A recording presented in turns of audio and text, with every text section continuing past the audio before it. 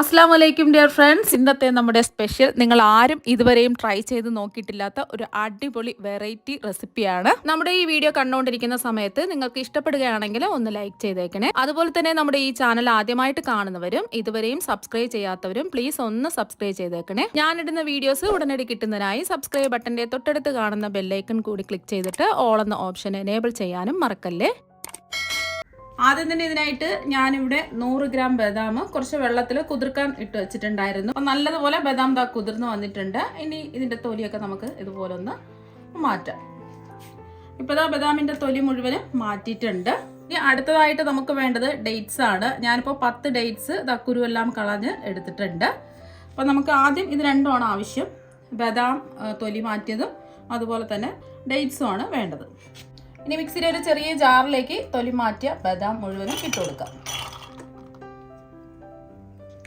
അതുപോലെ തന്നെ നമ്മൾ കുരു മാറ്റിയ ഡേറ്റ്സും കൂടി ഇട്ട് കൊടുക്കാം. ഞാനിപ്പോൾ 10 എണ്ണമാണ് എടുത്തിട്ടുള്ളത്. ഡേറ്റ്സ് ഇല്ലാന്നുണ്ടെങ്കിൽ ഒരു 8 എണ്ണമെങ്കിലും എടുക്കുക, എന്നാൽ മാത്രമേ ആ നല്ലൊരു ടേസ്റ്റ് ഉണ്ടാവുള്ളൂ. ഇനി ഇതിലേക്ക് 1 കപ്പ് പാൽ ഒഴിച്ചു കൊടുക്കാം. 250 ml കപ്പിന് 1 കപ്പ് പാൽ ഇതാ ഒഴിച്ചു കൊടുത്തിട്ടുണ്ട്. നന്നായിട്ട് പേസ്റ്റ് പരുവത്തിന് ഇതൊന്ന് അരച്ചെടുക്കാം.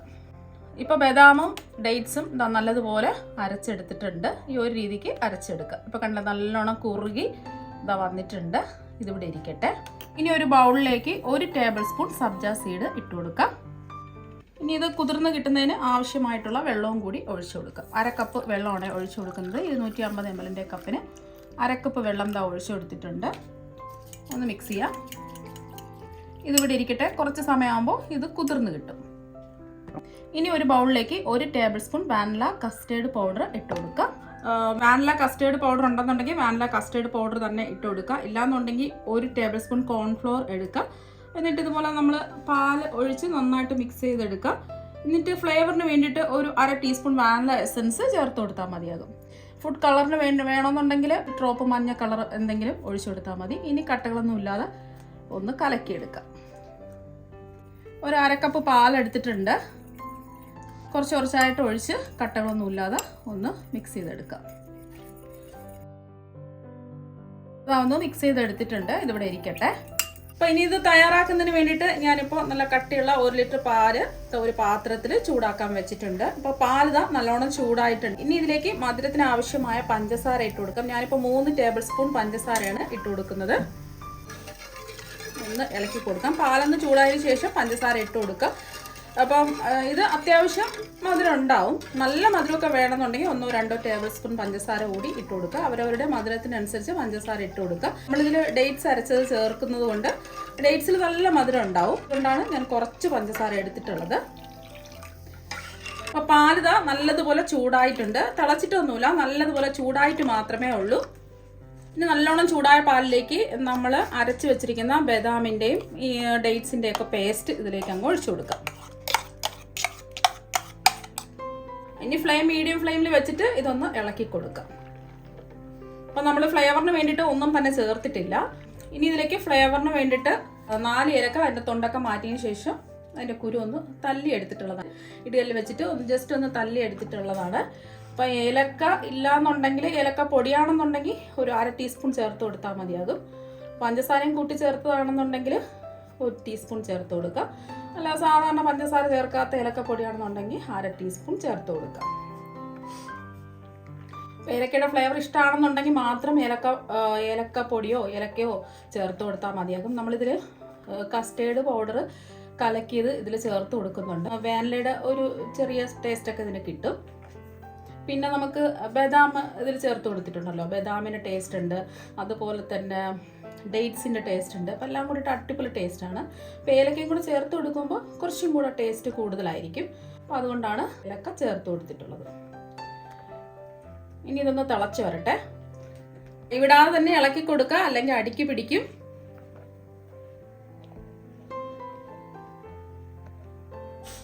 അപ്പോൾ അതായത് തിളച്ച് വന്നിട്ടുണ്ട്.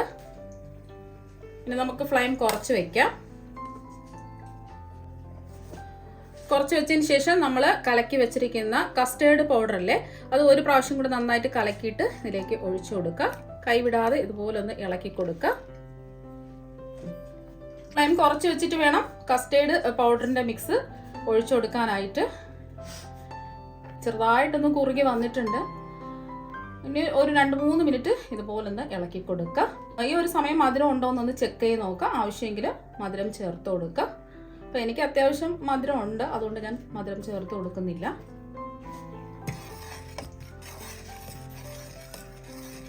അപ്പോൾ 2-3 മിനിറ്റ് ഇതുപോലെ ഒന്ന് തിളച്ച് ചെറുതായിട്ടൊന്ന് കുറുകിയൊക്കെ വന്നിട്ടുണ്ട്. അപ്പോൾ ഇത്രയും മതി. ഇനി ഒരുപാടിട്ട് കുറുക്കേണ്ട ആവശ്യമൊന്നുമില്ല. ഇപ്പോൾ ഇത് നല്ല ചൂടാണ്. ഇതിൻ്റെ ചൂട് മാറാൻ വേണ്ടിയിട്ട് നമുക്ക് മാറ്റി വയ്ക്കാം. നല്ലതുപോലെ ഇതിൻ്റെ ചൂട് മാറണം.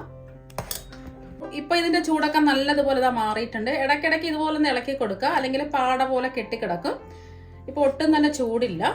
ഇനി ഇത് ഒരു ബൗളിലേക്ക് മാറ്റാം.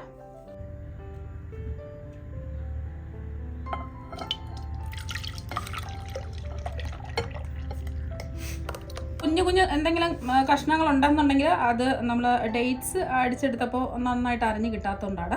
അപ്പോൾ ഇനി ഇതിലേക്ക് നിർത്ത് വെച്ചിരിക്കുന്ന സബ്ജ സീഡ് ഇതിലേക്ക് ഇട്ട് കൊടുക്കാം. ഇനി നന്നായിട്ടൊന്ന് മിക്സ് ചെയ്യാം. ഇപ്പോൾ കണ്ടിട്ട് കാണാൻ തന്നെ നല്ല ഭംഗിയായിട്ടിരിപ്പുണ്ട്. കുടിക്കാനും അടിപൊളി ടേസ്റ്റാണ്. ഹെൽത്തി ആയിട്ടുള്ള ഒരു ഡ്രിങ്കാണ്. ഇതിൽ നിങ്ങൾക്ക് പഞ്ചസാരയ്ക്ക് പകരം നിങ്ങൾക്ക് തേൻ വേണമെങ്കിലും ചേർത്ത് കൊടുക്കാം. പഞ്ചസാര ഇല്ലെങ്കിലും കുഴപ്പമൊന്നുമില്ല. ഡേറ്റ്സിൽ അത്യാവശ്യം മധുരമുണ്ട്. ഇപ്പോൾ ഫ്രിഡ്ജിൽ വെച്ച് നല്ലതുപോലെ ഈ ഡ്രിങ്ക് തണുപ്പിച്ചതായി എടുത്തിട്ടുണ്ട്. ഇനി കുറച്ച് ബദാമും പിസ്തയും കൂടെ പൊടിച്ചത് ഇതിൻ്റെ മുകളിലായിട്ട് ഇട്ട് കൊടുക്കുക. അപ്പോൾ ഇതൊക്കെ ഒരു കാണാൻ ഒരു ഭംഗിക്ക് വേണ്ടിയിട്ടാണ്. വേണമെന്ന് നിർബന്ധമൊന്നുമില്ല. ഇടയ്ക്കിടയ്ക്ക് കുടിക്കുമ്പോൾ കടിക്കാൻ കിട്ടുമ്പോൾ നല്ലൊരു ടേസ്റ്റ് അല്ലേ. അതൊന്നും ചേർക്കണം നിർബന്ധമൊന്നുമില്ല.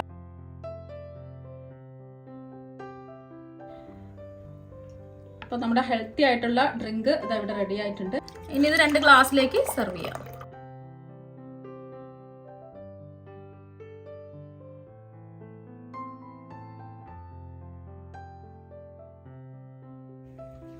ഇനി ഇതിൻ്റെ മുകളിലായിട്ട് ബദാമും പിസ്തയും പൊടിച്ചത് ഇട്ട് കൊടുക്കുക.